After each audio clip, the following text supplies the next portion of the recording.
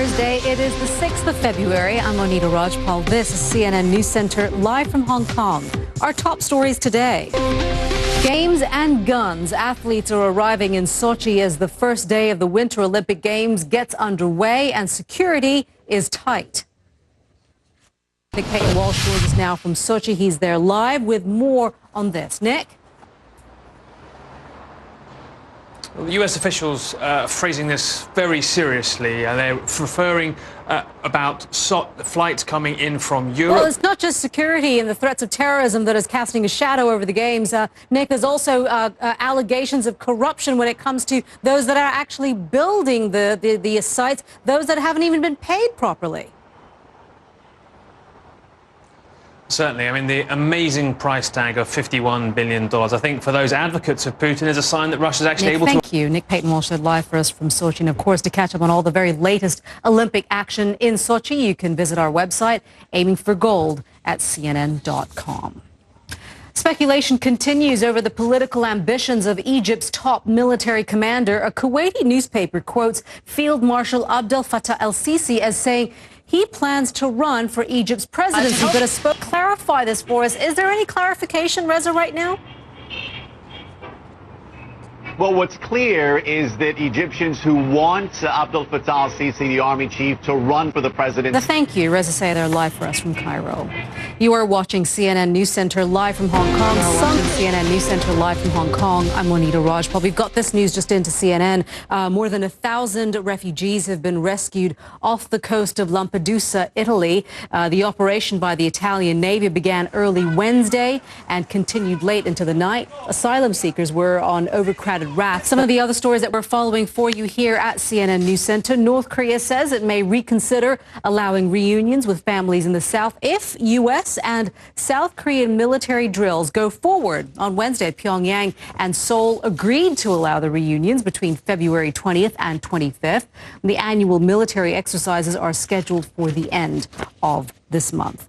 Rescue workers in South Africa have recovered the bodies of 8 miners after a fire at a gold mine near Johannesburg. The blaze was caused by underground seismic activity. The company says the search continues for a 9th worker. 8 other miners survived. U.S. medics say they need to carry out further studies to determine how and why Philip Seymour Hoffman died. They want to wait for new information from his toxicology report. The Oscar-winning actor was found in his New York apartment on Sunday. Police also discovered around 50 bags of what they believed to be heroin. An Australian woman jailed for nearly 10 years in Indonesia could learn on Friday if she will be paroled. Schapelle Corby's case caused a media frenzy when she was arrested almost a decade ago for carrying 4 kilograms of marijuana. She says someone planted the drugs in her bag. Corby was originally sentenced to 20 years. That was cut several times for good behavior, but prison officials stress that a final decision has not been made.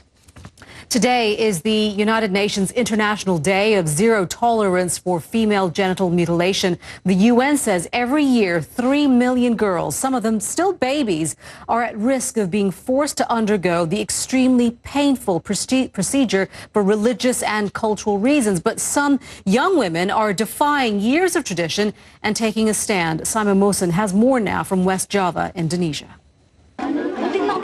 Carried in proudly by their mothers for a celebratory mass circumcision. You're watching CNN News Center live from Hong Kong. The second largest pharmacy chain in the U.S. is just saying no to selling cigarettes. It's CNN News Center live from Hong Kong. A major pharmacy chain in the United States says it will no longer sell tobacco products. CVS says cigarettes do not fit the positive, healthy image the company wants to portray. The move is expected to cost about $2 billion in annual sales, and CVS is looking for ways to make up the shortfall. Brian Todd reports. For these 2 CVS customers, the impact of the company's decision to stop selling cigarettes is just sinking in.